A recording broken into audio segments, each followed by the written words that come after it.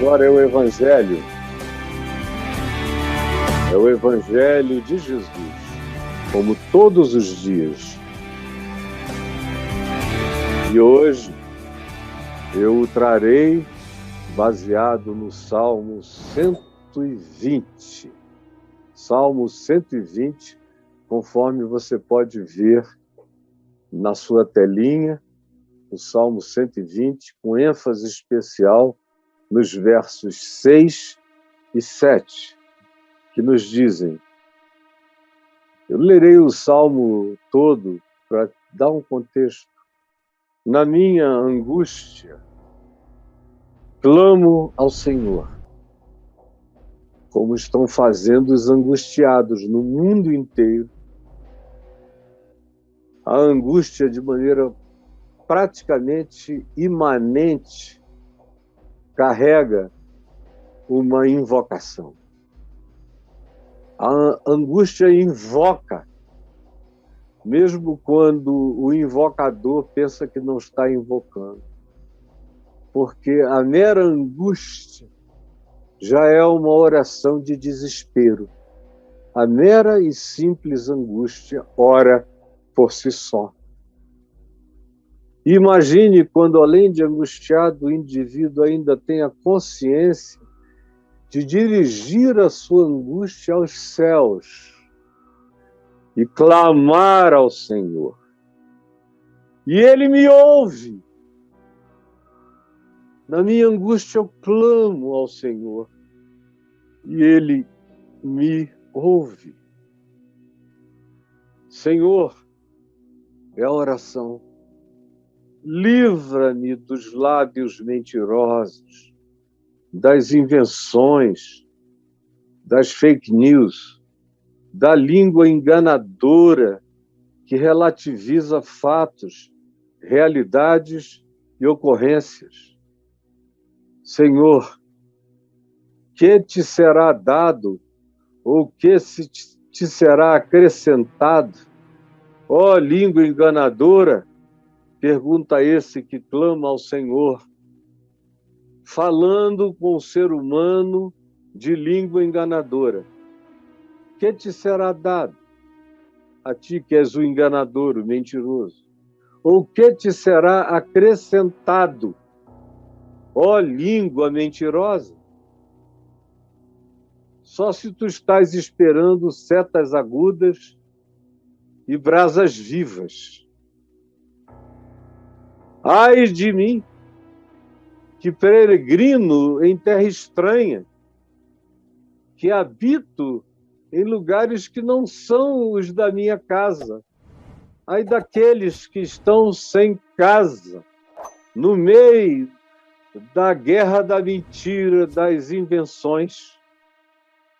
Já há muito tempo, há tempo demais, que habito com os que odeiam a paz.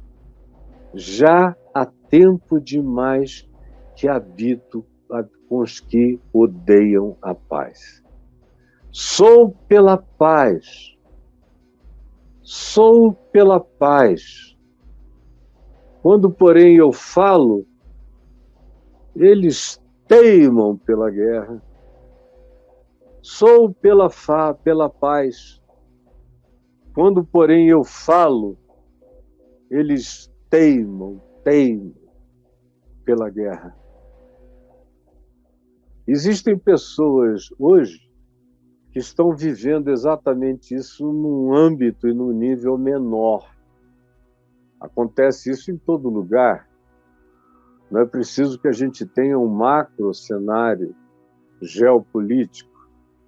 Isso acontece dentro da cozinha da gente, dentro da família da gente.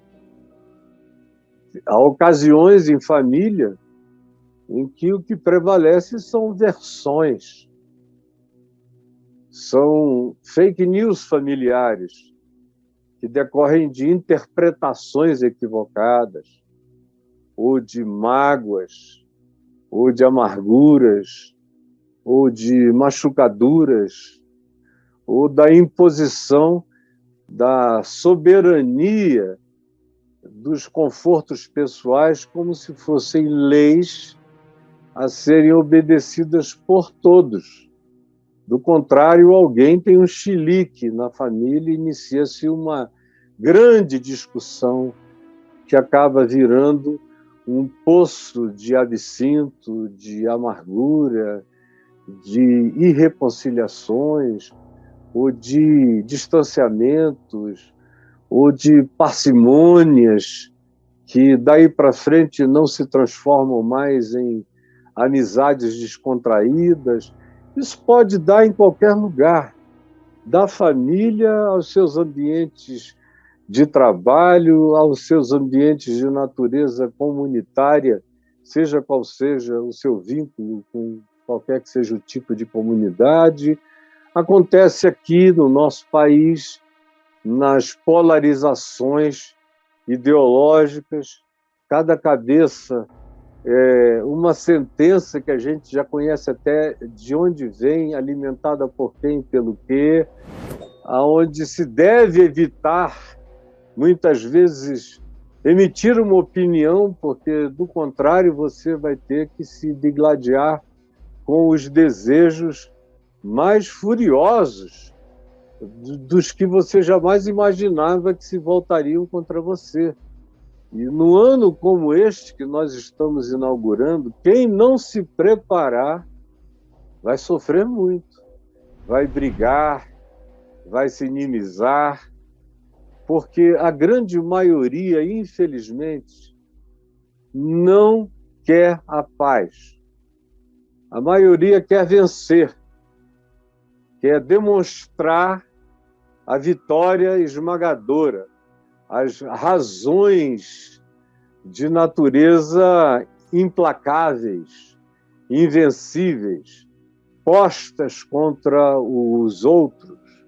A maioria tem tanta certeza de que defende um lado certo, que por mais esmagadoras que sejam as evidências de um outro lado, a ideologia silencia a razão tópica daquele evento, acerca do que não se pode negar que tem um agressor e tem um agredido, uma vítima. Mas a ideologia não passa perto dessa discussão. Eu tenho falado com algumas pessoas que me têm dito o seguinte: sabe, meu querido amigo, eu não consigo dar uma opinião a respeito, porque eu não disse nada quando os Estados Unidos invadiram Granada, ou o Panamá, ou o Iraque, ou o Afeganistão, seja lá o que seja. Eu digo, mas eu falei. Eu falei, nunca deixei de falar. Desde os anos 80 eu venho falando, e nunca poupei a minha cara de apanhar, de botar para fora, de tomar um lado, porque não dá para eu ser a média ponderada da justiça universal, de maneira linear e, consequentemente, histórica. A gente vive o que Jesus disse que é possível viver. Basta, a cada dia, o seu próprio mal. Não dá para a gente, em nome de não ter ponderado os males passados, deixar de tomar posição em relação aos males presentes. Basta cada dia seu próprio mal, basta cada dia sua própria fome, basta cada dia sua própria guerra. E o mal tem que ser enfrentado naquele dia, de hoje. Não através de ponderações infinitas e que não se definem por lado algum. Eu louvo os esforços do Papa Francisco pela paz, tentando conversar com o patriarca russo, com o patriarca da Ucrânia, para ver se, através de forças religiosas, consegue, de um lado, abrandar o Putin e, de um outro lado, dar garantias aos ucranianos de que isso vai cessar. É a minha oração que algo assim se consiga. No entanto, parece que até aqui o furor do agressor continua completamente implacável e inatingível. E enquanto for assim, eu tenho lado. Na hora em que se decidir pela paz, o meu lado já está definido, é pela paz. Mas enquanto não se definir pela paz, de que lado eu estou? Do mais fraco, dos mais infelicitados, dos que não agrediram, dos que não procuraram a guerra, dos que não a querem, dos que estão sendo obrigados a deixar suas casas, dos aflitos, dos que estão passando fome, dos necessitados. Eu estou do lado que Jesus privilegiou nos evangelhos. Ele podia ter discutido muitas coisas, discutido as políticas imperialistas que não faltavam do Império Romano, mas não.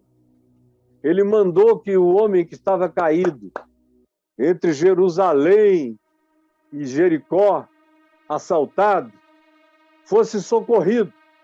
E passou um alto sacerdote, pulou o caminho, porque não havia entendido a razão do homem estar ali, nem se o homem era bom ou era mau. O sacerdote passa, o levita passa, é um samaritano considerado o grande herege dentre os que habitavam o país Israel do primeiro século, a Palestina do primeiro século.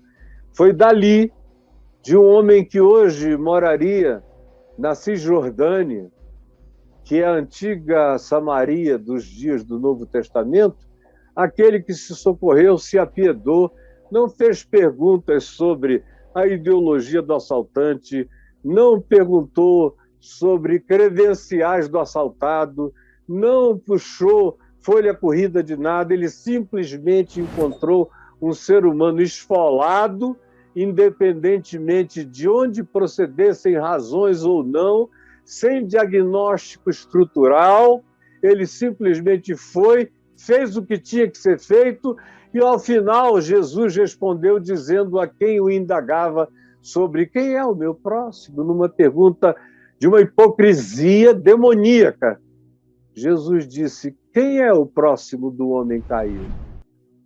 E aquele que lhe fizera a pergunta cretina original disse: o samaritano, aquele que praticou boas ações para com o ferido. Jesus então disse a ele: vai tu e faz o mesmo. Mas hoje em dia, com tanta ciência política, tanta sociologia, tanta conversa de polarização ideológica, tanta coisa, a gente fica como os sacerdotes e os levitas pulando os corpos. Vamos, eu ainda não amadureci meu pensamento, ainda temos mais a discutir, tem que haver mais reflexão. Meu Deus, não, mas o jornal tal publicou também essa lista aqui. São os garotos com menos de 40 anos, 35 anos, porque eu vi tudo. Eu vi o que os Estados Unidos fizeram durante a Guerra Fria. Eu já era uma pessoa lúcida. Comecei a pregar logo depois disso. E vi o que a União Soviética fez durante a Segunda Guerra Mundial, antes, na Primeira Guerra Mundial, na implantação do comunismo, com a violência do Stalin, e o que não parou de fazer.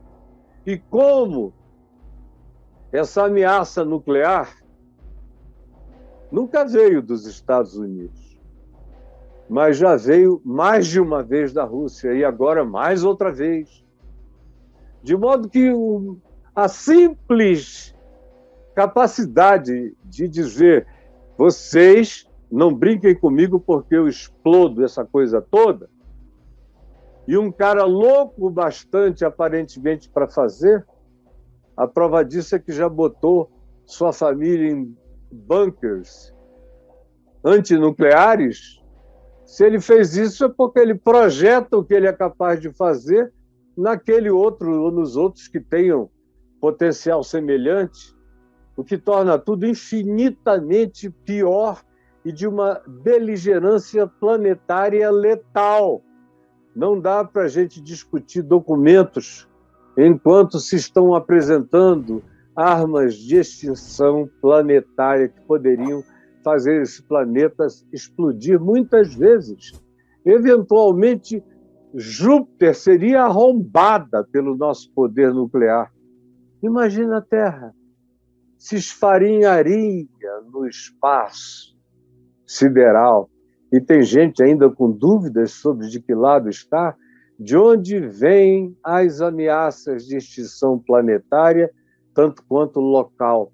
Me responda a isso e saiba em que posição você deve estar. Ainda que daqui a 20 anos tudo possa virar ao contrário.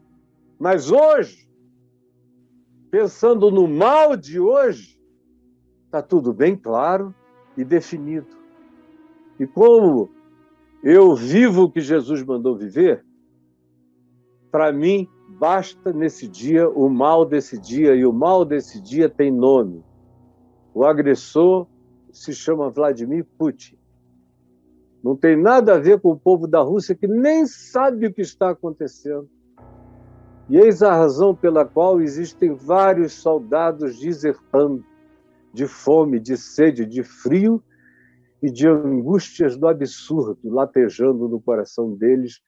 E se a Ucrânia resistir mais um tempo, a quantidade de deserções será maior.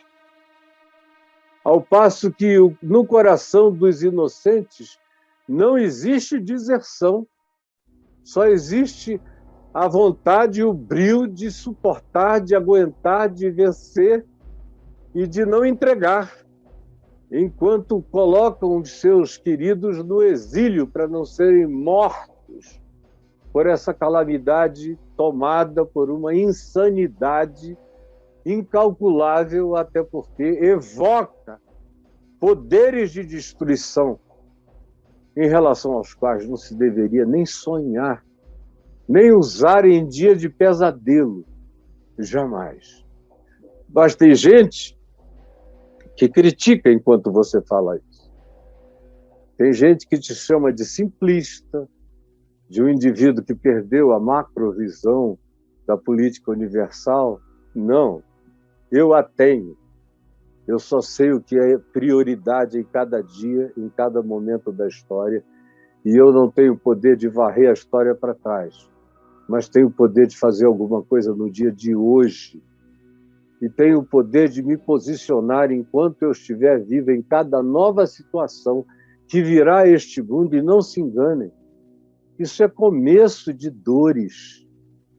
O que vem aí, com personagens já mais ou menos pré-definidos, vai ser de uma natureza avassaladora. Deixem que o que esteja acontecendo agora continue a acontecer, sem que se levante de forma veemente contra isto, e vocês verão que tanto mais rápido nós chegaremos ao atingimento desse poder de controle, de ameaça, e o mundo será radicalmente dividido.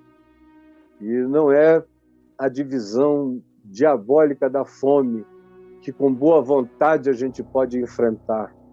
É a divisão nuclear que a boa vontade, infelizmente, não consegue parar.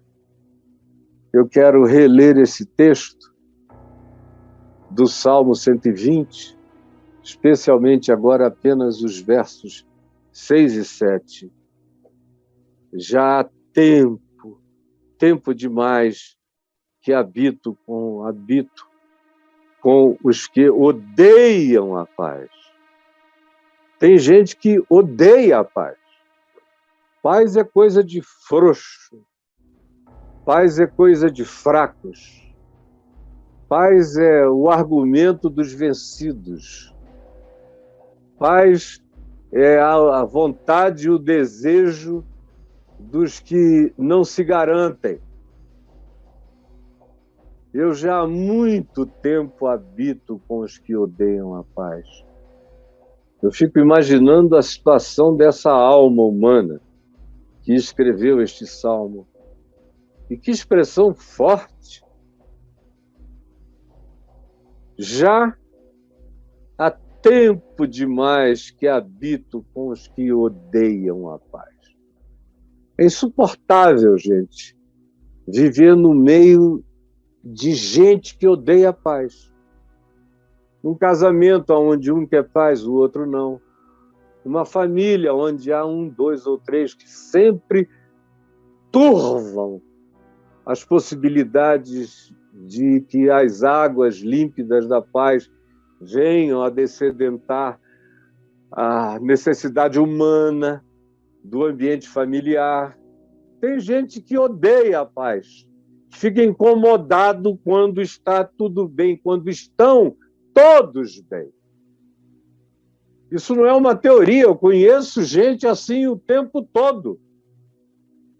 São pessoas que, quando chegam, o sábio sai, porque, do contrário, o ódio começa a ser soprado com a sua força, o seu calor e o seu bafo infernoso.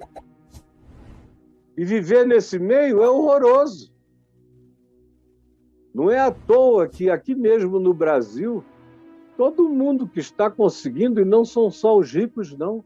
Tem muita gente de classe média, de classe média baixa, ou até gente mais simples, mas que tem ascendência a um passaporte, o acesso a um passaporte português, indo embora para Portugal, porque a nossa situação radical dos últimos anos deixou muita gente sem querer ficar aqui nunca mais. Eu tenho amigos lá dizendo: eu não sei porque eu não vim antes, eu não volto mais. E aqui, isso tende a piorar. Neste ano que nós estamos iniciando, ele mal começou e já está tão ruim. Nem uma declaração pela paz. A gente vê os órgãos de defesa da paz fazerem com tranquilidade. Convenções de líderes religiosos não falaram nada. Convenções, tanto católicas quanto evangélicas ou protestantes, também não falam nada. São indivíduos aqui e ali. Nosso governo não falou nada. Nosso principal candidato antagônico a ganhar o lugar do atual presidente fugiu do assunto e disse que não é um tema para ser comentado, o que revela o fato de que não houve tantas mudanças no coração de quem eu pensei que estaria mais mudado em algum aspecto. Sem falar naqueles que odeiam a paz, que acham que a transformação tem que ser feita com indignação odiosa. Sem o poder da indignação e do ódio, não se muda o que se quer mudar. Me matem primeiro, porque eu não me aliarei a nenhum de vocês. Prefiro a glória de uma execução, qualquer que seja ela, do que fazer parte de qualquer desses lados dos que odeiam a paz. Já há tempos demais que eu habito com os que odeiam a paz. Sou pela paz, Deus sabe. Quando, porém, eu falo, não adianta. Eles teimam. Eles teimam pela guerra. Chegou a hora da gente examinar o coração. Em ocasiões como esta que nós estamos vivendo agora, o melhor e o pior da natureza humana se manifestam. Ora, se manifestam aqui, em tempo de paz no Brasil, a gente tem as divisões que a gente tem, os ódios que a gente observa, entre os grupos que se digladiam. Imaginem onde as bombas estão caindo na cabeça. Eles podem esperar uma reflexão amiudada de órgãos religiosos. Eles podem esperar o quê? Eles podem esperar o quê? Se nem ajuda, nem um corredor humanitário havia até ontem para se levar comida e bebida. Hoje eu vi uma cena linda de um soldado russo que se rendeu aos prantos e foi socorrido por uma senhora e outras pessoas que lhe levaram comida, bebida, abraços e ligaram para a mãe dele na Rússia para que ele falasse com a mãe e dissesse que ainda estava vivo, lá dentro da região da Ucrânia. Gente da paz traz o melhor de si nessas horas. E gente do ódio bota o pior de si nessas horas. Na Ucrânia, no entanto, o que a gente tem visto é que o melhor do presidente ucraniano vem se manifestando agora, depois dele ter tido algum tempo de governo. O melhor dele se manifesta agora, a coragem, a firmeza, a não rendição, a não entrega do país, ao mesmo tempo a abertura para um diálogo que gere um cessar-fogo e um cessar a guerra. E dentro da população da Ucrânia, a gente também vê uma quantidade imensa de pessoas dizendo nós vamos ficar e vamos lutar. Mas você olha para essas pessoas e você não vê ódio, você só vê coragem. A ousadia, a intrepidez da coragem. Mas o que todo mundo do lado ofendido deseja é uma cessação, para que eles tenham o poder de reconstruírem as suas vidas de maneira livre e independente. Me desculpem estar falando e propondo a heresia da paz como solução para essa expressão diabólica, predatória, horrível, indescritível, maligna, demoníaca, do que tomou conta da mente e do coração do senhor Vladimir Putin, que é mais velho do que eu, só 2 anos. Eu e ele, de lugares diferentes, vimos o mesmo mundo até o dia de hoje. Só que eu me entreguei ao Evangelho, ele se entregou à KGB. E aí o Evangelho produziu uma coisa em mim. E as traições de um espião produziram outra coisa nele. Nós estamos assistindo o pior resultado do que a antiga União Soviética conseguiu produzir no coração de um homem que se viu maior do que o Império Soviético e quer restaurar a grandeza da coroa czarista, não para estabelecer czares de volta, mas para ele ser o czar, enquanto ele puder czariar, liderar, dirigir, ser o Führer desse processo, dominando aquele lado do mundo. E como alguém já disse, muitas vezes começa assim, por 1, por 2, por 3.